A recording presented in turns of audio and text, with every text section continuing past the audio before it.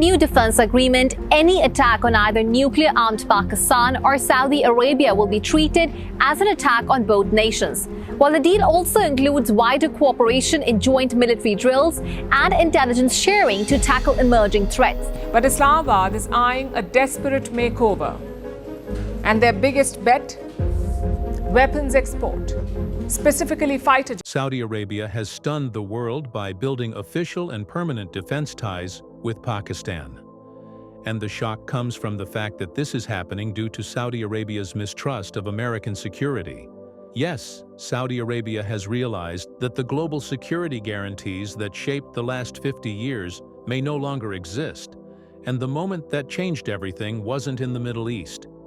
It wasn't in Asia. It wasn't even in Europe.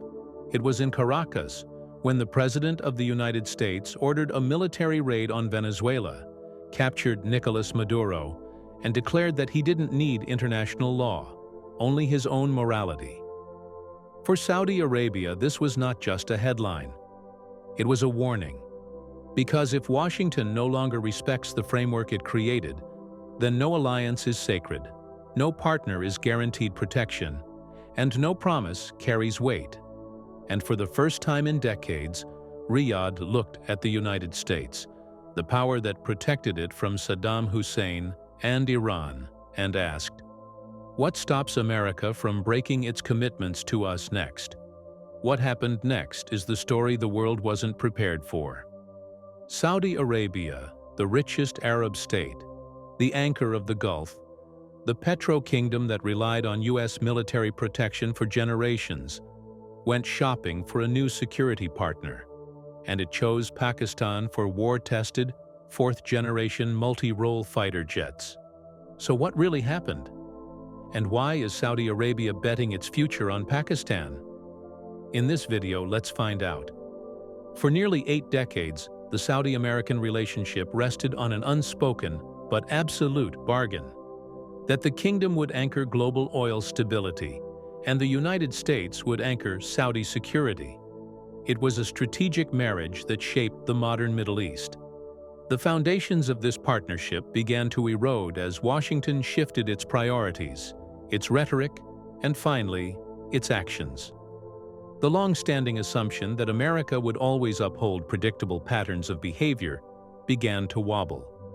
And by 2026, after a series of political ruptures culminating in the dramatic U.S. invasion of Venezuela and the extraction of Nicolas Maduro, Saudi Arabia found itself confronting a reality it had never imagined, that the protector it trusted most had become unpredictable. This erosion of trust did not happen overnight. It began quietly when the United States announced its strategic pivot toward Asia, signaling that the Middle East was no longer central to American military doctrine.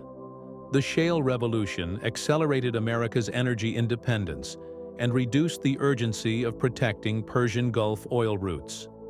Washington's public criticism of the kingdom over issues like the murder of Jamal Khashoggi intensified Saudi concern that American domestic politics could override foreign commitments. Meanwhile, inconsistent responses to Iranian attacks, including the devastating strikes on Saudi Aramco facilities in 2019, left Riyadh wondering whether the United States still viewed Saudi security as a vital interest or merely a regional inconvenience. Every year, the kingdom noticed subtle changes.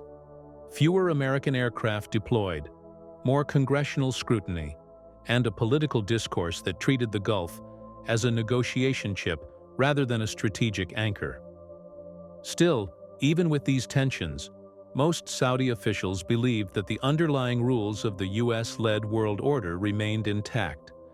America might pressure allies, criticize partners, or delay action, but it would not abandon the legal, diplomatic, and procedural frameworks that limited the excesses of superpower behavior.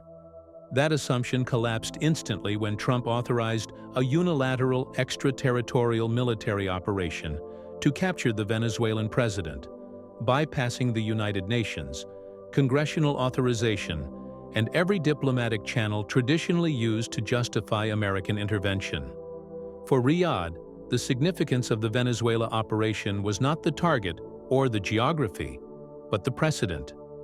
The world's dominant superpower acted entirely outside legal restraint and openly announced that international law held no authority over its decisions. This realization did not drive Saudi Arabia toward anti-Americanism. Instead, it triggered a strategic recalibration rooted in diversification. The kingdom would keep its relationship with Washington, but it would no longer depend exclusively on Washington. It needed additional layers of security, partners who were outside U.S. geopolitical pressures, immune to congressional sanctions, and capable of offering military support without moral conditions. In that emerging search for alternative security pillars, Pakistan emerged as a surprisingly natural partner. Pakistan carried three advantages that the United States could not provide reliably: a nuclear-armed military with decades of war experience, a massive standing army deeply integrated into Middle Eastern security structures, and a sophisticated, battle-tested aviation platform not controlled by Washington. This convergence of interests materialized dramatically in September 2025, when Saudi Arabia and Pakistan signed a mutual defense pact declaring that an attack on either country would be treated as an attack on both. Such a commitment had previously existed only in the kingdom's relationship with the United States and within the Gulf Cooperation Council. Extending it to Pakistan represented a profound diplomatic shift. For Saudi Arabia, it meant establishing a second security anchor capable of stepping in if American support wavered. And for Pakistan, it was a symbolic elevation from regional actor to strategic partner of the richest Arab state. The agreement did more than strengthen bilateral trust. It created a quiet opening for China. Because Pakistan's JF-17 fighter jet is a Sino-Pakistani co-production, any deepening military integration between Riyadh and Islamabad also creates an indirect entry point for Chinese defense technology into the Gulf. This mattered immensely because it allowed Saudi Arabia to diversify away from exclusive dependence on American and European weapon systems without triggering immediate geopolitical backlash. Through Pakistan, the kingdom could access Chinese military capabilities while maintaining plausible deniability and strategic balance. This political environment set the stage for the most consequential move yet: the acquisition of Pakistan's JF-17 Block III fighter jets in a deal valued at approximately $4 billion. At first glance, the JF-17 looks like an odd choice for a country that already fields advanced fighter platforms like the F-15SA, Eurofighter Typhoon, and negotiations for the F-35. But this interpretation misses the deeper logic behind the purchase. Saudi Arabia was not buying a fighter jet for superiority. It was buying strategic autonomy. American jets are technically superior, but they come with restrictions that undermine sovereignty. Washington has historically limited how allies use aircraft, restricted missile ranges, blocked spare parts during political disputes, and imposed conditions on upgrades. These constraints frustrated Saudi Arabia repeatedly, especially during moments when Riyadh believed American political concerns interfered with national security needs. The JF-17 Block III, however, offers something fundamentally different. It offers independence from American oversight. The aircraft's Chinese radar, advanced avionics, and PL-15 long-range missile compatibility provide modern combat capability without the political strings that accompany Western systems. Before we continue further, tell us, are you enjoying the video? If yes, please like and share the video and subscribe to our channel to watch more videos on the latest news stories on geopolitics, economics, and current affairs impacting your lives. The independence Saudi Arabia gets is not symbolic. It gives Saudi Arabia the freedom to use the aircraft without American approval, upgrade systems without congressional delays, and stockpile spare parts without fear of sanctions. Furthermore, Pakistani training programs offer a discreet environment for Saudi pilots, shielded from Western intelligence networks. When viewed through this lens, the decision becomes rational. The kingdom was constructing a parallel defense ecosystem, one that remains functional even if Washington withholds cooperation. Pakistan, for its part, pursued this arrangement as part of a broader effort to reinvent itself. Its economy has endured years of volatility, debt pressure, and IMF dependence. But the one sector that consistently maintained global respect was the Pakistani military-industrial complex. By exporting the JF-17, Pakistan was not merely generating revenue, it was generating geopolitical influence. Once a nation buys your fighters, it becomes locked into decades of cooperation involving maintenance cycles, spare parts production, pilot training, weapons integration, and modernization packages. This dependency transforms a single transaction into a long-term strategic relationship. Pakistan learned from nations like Turkey and Israel, whose defense exports elevated their geopolitical relevance. As mid-sized powers, they discovered that influence often comes not from economic weight, but from technological leverage. Pakistan's recent deals with Azerbaijan, Libya, Nigeria, Myanmar, and negotiations with Bangladesh and Iraq demonstrate that Islamabad is positioning itself as a supplier of accessible, reliable, and non-Western alternatives in a world where many countries seek to diversify their defense sources. The Saudi deal, however, carries a significance unmatched by earlier agreements. Riyadh is not merely purchasing a jet. It is elevating Pakistan into its core security network. This signals a dramatic shift in Gulf politics and sends a message reverberating across major capitals. To Washington, it signals that the U.S. monopoly over Saudi defense procurement is fading. To Beijing, it confirms that its indirect penetration of Gulf defense markets is succeeding. To regional rivals, it demonstrates that Riyadh is no longer dependent on one protective shield. This alignment also reflects a broader transformation across the Middle East, where states are preparing for a multipolar world.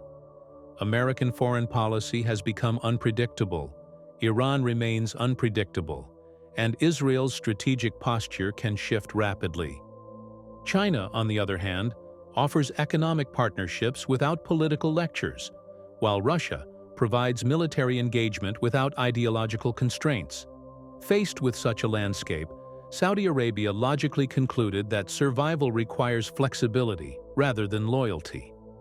The JF-17 deal, therefore, functions as more than an arms purchase. It is a geopolitical recalibration. It affirms that Saudi Arabia will not place its fate in the hands of a single superpower. It affirms that Pakistan is evolving from a peripheral state into a meaningful security actor.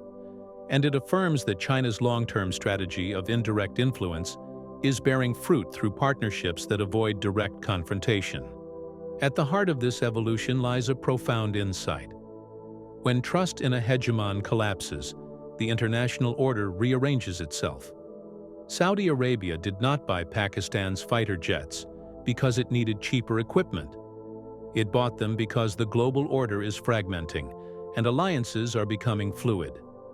The Venezuela operation revealed that America's foreign policy is no longer bound by predictable rules, and in such a world, states cannot rely on old promises. Saudi Arabia is adapting to this reality by diversifying its defense architecture. Pakistan is seizing the opportunity to elevate its standing. China is using these developments to expand its strategic reach. And the Middle East is quietly preparing for an era in which power is distributed among multiple actors rather than concentrated in Washington.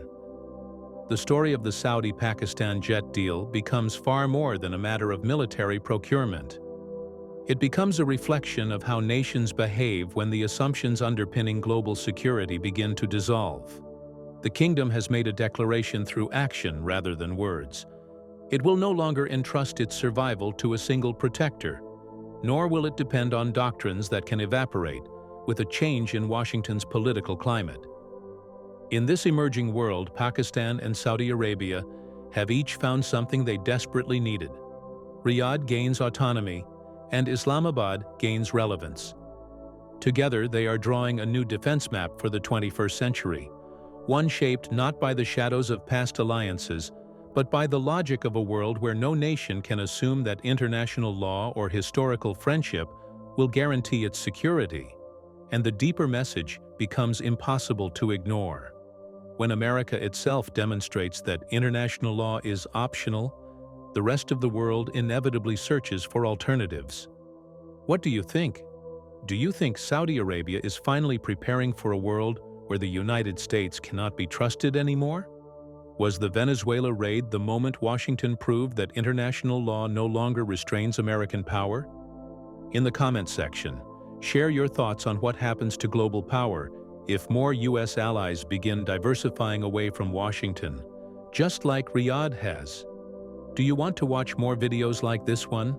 If yes, subscribe to our channel and press the bell icon next to it.